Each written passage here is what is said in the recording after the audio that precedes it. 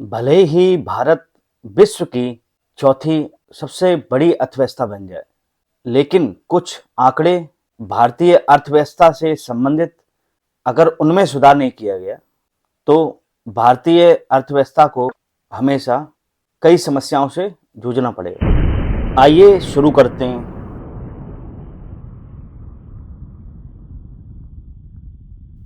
उन ग्राफ को, उन आंकड़ों को आपके सामने रखते हैं। सबसे पहले हम बात करेंगे प्रति व्यक्ति आय। क्या होता है आपको बताते हैं।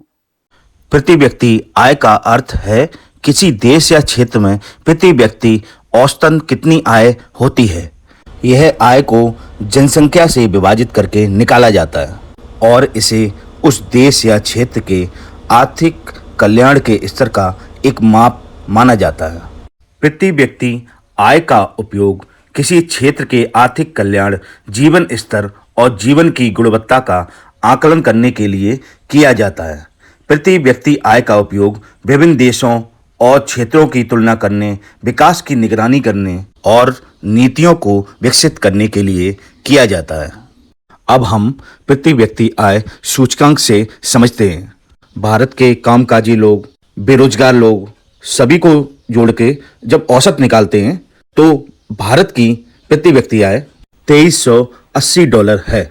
चीन की $12,850, जापान की $42,440, फ्रांस $45,860, ब्रिटेन $48,890, जर्मनी $53,390 और अमेरिका $76,370। अमेरिका और हमारे देश में बहुत ज़्यादा अंतर है।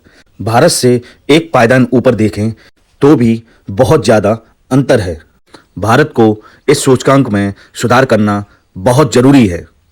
अब हम बात करते हैं मानव विकास सूचकांक और भारत की रैंकिंग। मानव विकास सूचकांक एक ऐसा उपकरण है जो किसी देश के सामाजिक और आर्थिक विकास की स्थिति को मापता है। यह सूचकांक संयुक्त राष्ट्र विकास कार्यक्रम द्वारा विकसित किया गया है और इसे मानव विकास के प्रमुख आयामों में औसत उपलब्धि का सारांश माप माना जाता है।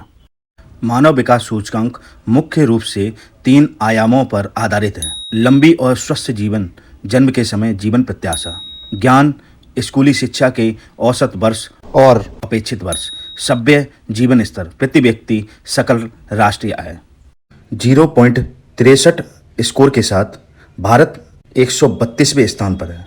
चीन 79, फ्रांस 28, अमेरिका 21, जापान 19, ब्रिटेन 18 और जर्मनी 9वें स्थान पर है।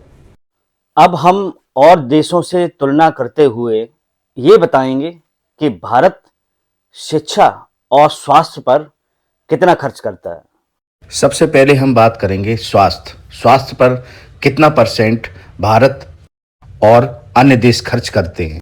भारत 5% से भी कम, चीन 5% से ज़्यादा, जापान 10% से ज़्यादा, फ्रांस 10% से ज़्यादा, ब्रिटेन 10% से ज़्यादा, जर्मनी 10% से ज़्यादा, अमेरिका 15% से ज़्यादा। अब हम बात करेंगे शिक्षा की। भारत शिक्षा में 5% से भी कम खर्च करता है।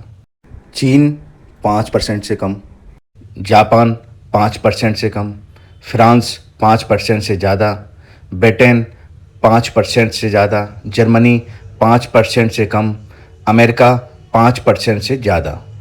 उम्मीद है इन आंकड़ों को देखकर आपको बहुत कुछ समझ में आ गया होगा। इस वीडियो को देखकर आपको कुछ सीख मिली हो तो चैनल को सब्सक्राइब जरूर करें।